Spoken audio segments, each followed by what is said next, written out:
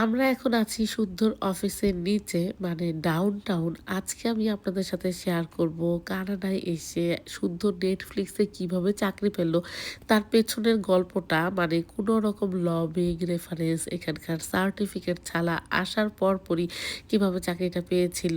এই ডাউনটাউনে যখন উঁচু উঁচু আলোয় ঝলমল বিল্ডিংগুলো দেখি, এখানকার একটা বিল্ডিংয়ের সুন্দর অফিস, এটা আসলে আসার পরপরই ভাববাটা আমাদের জন্য অনেক চ্যালেঞ্জিং ছিল। আমরা মোটেও প্রস্তুত ছিলাম না। তার পেছনে একটা মজার কাহিনী আছে।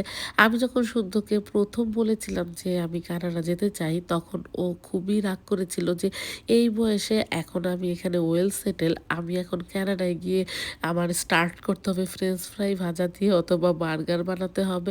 আর আমি যদি আমার ক্যারিয়ার আগে নিতে চাই তাহলে ওখানে গিয়ে আমার পড়াশোনা করতে হবে। আর যদি আমি পড়াশোনা করি তাহলে সংসার কে চালাবে? নানা রকম প্রেশার, নেগেটিভ কথা, অনেক কিছু মাথায় টেনশন নিয়ে আমরা এই দেশে পা রেখেছিলাম। তো ১ম আসার পরপরই শুদ্ধ অনেক অসুস্থ হয়ে গিয়েছিল। ওর পক্স হয়েছিল। তো ৭ দিন ৫ দিনের মতো চলে গিয়েছে। তো ৫ দিন যখন চলে গিয়েছে তখনই আমার মাথা খারাপ যে হায়, হায়! ধাম, ধাম করে সব টাকাগুলো শেষ হয়ে যাচ্ছে। বাংলাদেশের টাকার তো এখানে কোনো দামই নেই। ডলার হয়ে গেলে দেখি আ মানে ভয় লাগা শুরু হয়ে গিয়েছে। যাও, যাও তুমি জব খোঁজা শুরু করো। তো তখন আমরা যখন এখানে আসছিলাম তখন আসলে এতটা চ্যালেঞ্জিং ছিল না। তখন জব ক্রাইসিসটা একটু কম ছিল। বিভিন্ন রেস্টুরেন্টের সামনে উই আর হায়ারিং এরকম পোস্টার দেয়া থাকতো। আর ২-৩ টা দোকানে ঘুরলে একটা দোকানে চাকরি হয়ে যেত। এরকম ব্যাপারটা ছিল।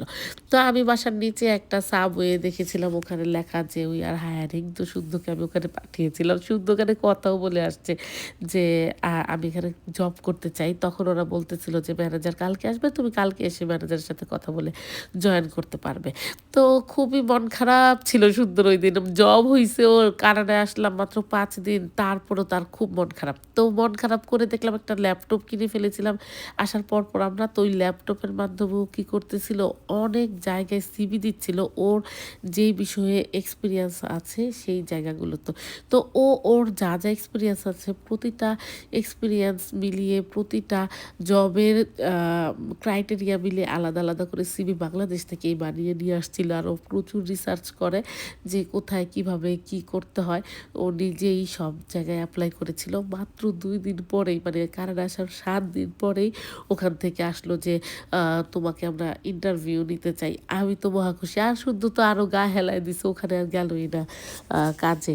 আলহামদুলিল্লাহ, এটা ছিল কানাডায় আসার পর রাব্বুল আলামিনের পক্ষ থেকে আমাদের জন্য ১ম সারপ্রাইজ। কারণ এখানে আসার আগে আমরা অনেক বেশি স্ট্রাগল, অনেক বেশি ওয়েটিং, অনেক কষ্ট করে আসছি। আর শুদ্ধ অনেক নেগেটিভ থিঙ্কার, ও আগেই নেগেটিভ চিন্তা করে নিজেকে ওভাবে প্রস্তুত করে রেখেছে। আর যদি পজিটিভ হয় সেটা বোনাস। আর আমি সবসময় চিন্তা করি পজিটিভ, আর অলওয়েজ চেষ্টা করে যাই পজিটিভ করার জন্য। না হলে হবে, না হইলে বোনাস। বাট সবসময় আমি একটা পজিটিভ চিন্তা করি। তো সবসময় যে নেগেটিভ হবে এটা মনে করে ওই রাস্তায় হাঁটবই না, এটা আমি একদমই বিশ্বাস করি না। হাঁটতে থাকি, সামনে আগাতে থাকি, যা হবে সেটাই অ্যাকসেপ্ট করব। তো এই ছিল পেছনের গল্পটা আসলে। যাই হোক, আলহামদুলিল্লাহ এখন শুদ্ধ আমাকে খুবই সুন্দর একটা জায়গায় আজকে ঘুরতে নিয়ে আসছে। তুই কেমনে এত সুন্দর একটা জায়গা বাইর করলি মোবাইলের মাধ্যমে? ওই যে ইয়েল্পে খুঁজছি, ইয়েল্প, রেডিট এগুলো কয়েকটা ওয়েবসাইট আছে, এখানে ফোরাম টোরামেই থাকে।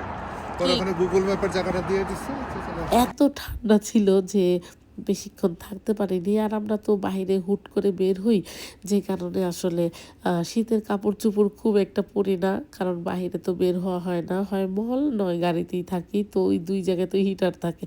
একদম অল্প সময়ের জন্য দৌড়ে আমরা বের হয়েছি জাস্ট ২ মিনিট।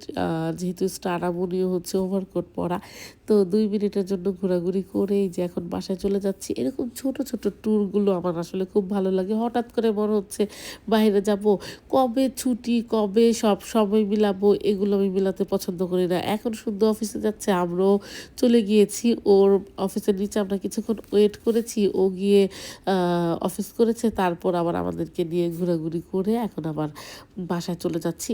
আজকে শুধু ওয়ার্ক ফ্রম হোমই করেছে বাসায়। জাস্ট অফিসে একটু সময়ের জন্য কাজ ছিল, তাই ওর সাথে চলে গেলাম। আর ও কাজ শেষ করে আমাদেরকে সুন্দর একটা জায়গায় ঘুরিয়ে তারপর এখন আমাদের বাসায় নিয়ে যাচ্ছে। আর বাসায় গিয়েই ঘুম দিব। তো এখানেই আজকে সবাইকে বলি আল্লাহ হাফেজ, বাই।